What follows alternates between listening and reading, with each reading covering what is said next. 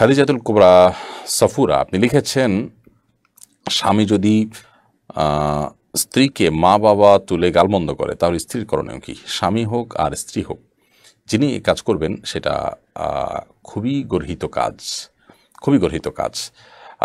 এ ধরনের কাজ যিনি করবেন তিনি ফাসিক, তিনি অপরাধী। পরিষ্কারভাবে হাদিসে বর্ণিত হয়েছে, সেবাবুল মুমিনি ফুসুক, কোনো ইমানদারকে গালমন্দ করা, মুখ খারাপ করা তার জন্য এটা কবিরা গুনাহ, এটা গুনাহের কাজ, এটা অন্যায় কাজ, পাপের কাজ, বিধায় এটা করবার কোনো সুযোগ নেই। আল্লাহর ভয় অন্তরে লালন করতে হবে, ধারণ করতে হবে এবং এই ধরনের অন্যায় অনাচার থেকে নিজেদেরকে নিবৃত রাখতে হবে। তিনি ভালো মানুষ হতে পারেন না যদি তিনি এই কাজটি করেন।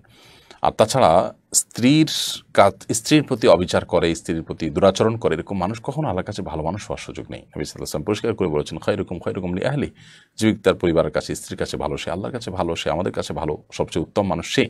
তার উত্তম মানুষ হওয়ার জন্য এটি পূর্ব শর্ত। একজন স্ত্রী তার স্বামীর এই সমস্ত অনাচারে তিনি সবর করবেন, স্বামীকে বোঝানোর চেষ্টা করবেন, অন্যদেরকে দিয়ে বোঝানোর চেষ্টা করবেন। সীমানা ছাড়িয়ে গেছে, তার দ্বারা মানে সহ্য করা কঠিন হয়ে যাচ্ছে, এরকম যদি হয় তাহলে সেক্ষেত্রে বিপক্ষের মুরব্বীদেরকে প্রয়োজনে জানাবেন এবং তাদের মাধ্যমে বিষয়টি সুধার করার চেষ্টা করবেন।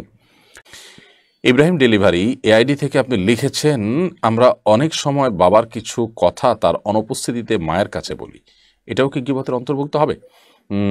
যদি বাবা এটা শুনলে কষ্ট পাবেন যেমনটি মনে হয় তাহলে সেটাও গীবতের অন্তর্ভুক্ত হবে। কারণ মা বাবা যেই হন না কেন, তার অগোচরে যা আপনি বলছেন সেই কথা তিনি শুনলে যদি কষ্ট পেতেন, তার সামনে বললে তিনি কষ্ট পেতেন, সেটার নামে গীবত। অতএব সেটি কিন্তু নাজায়েজ হবে এবং সেটিকে অ্যাভয়েড করা উচিত। তবে কিছু কিছু জিনিস আছে যেগুলো রসিকতার মতো, ফ্যামিলিগতভাবে এগুলো নিয়ে আমাদের নিজেদের মধ্যে তেমন কোনো মনে কষ্ট থাকে না, হালকা মান অভিমানের ব্যাপার থাকে, দুষ্টুমির ব্যাপার থাকে, এই লেভেলের হলে সেটি তো অবশ্যই সমস্যা হবে না। ওসমান গনি আপনি লিখেছেন, খুতবার